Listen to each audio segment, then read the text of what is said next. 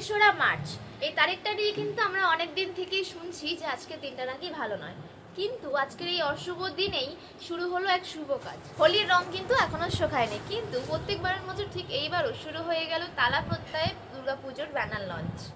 আর এই থিম ঘোষণার পর থেকে কিন্তু শুরু হয়ে যায় নীরব প্রতিযোগিতা, মানে কোন ক্লাব এবছর সেরা হবে, কার আলো, কার মণ্ডপ, কার ভাবনা এবছর দর্শকের মন ছুঁয়ে যাবে। যে দিনটাকে কেউ অশুভ বলছে, অশুভ মানছে, ঠিক সেই দিনেই শুরু হলো মা দেবী দুর্গার আগমনের প্রথম পদক্ষেপ। তাই এটাই হলো বিশ্বাসের শক্তি, বাংলার ঐতিহ্য। মানে অন্ধকার যতই আসুক না কেন, যতই থাকুক না কেন, আলো কিন্তু আসবেই।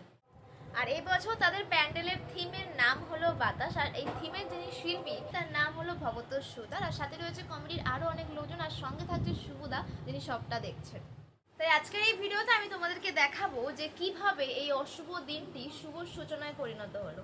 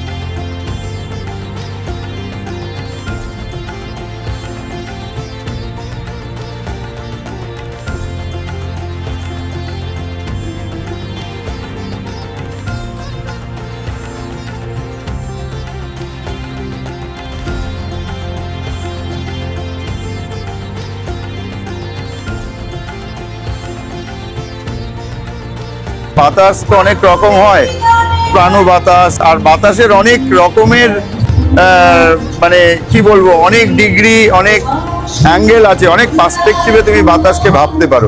বাতাস ঝড়েরও প্রতিভূ।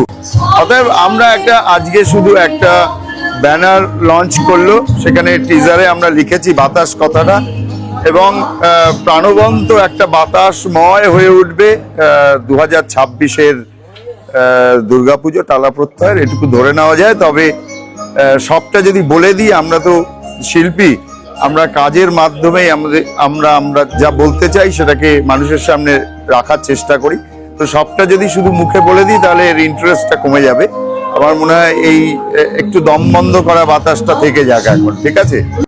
কাজ কিন্তু শুরু হয়ে গেছে, ঠিক আছে? কারণ আমি আগেও বলেছি যে কোনো শৈল্পিক প্রসেস, ক্রিয়েটিভ প্রসেস, তার কোনো একটি নির্দিষ্ট জায়গা দিয়ে শুরু বা শেষ হয় না।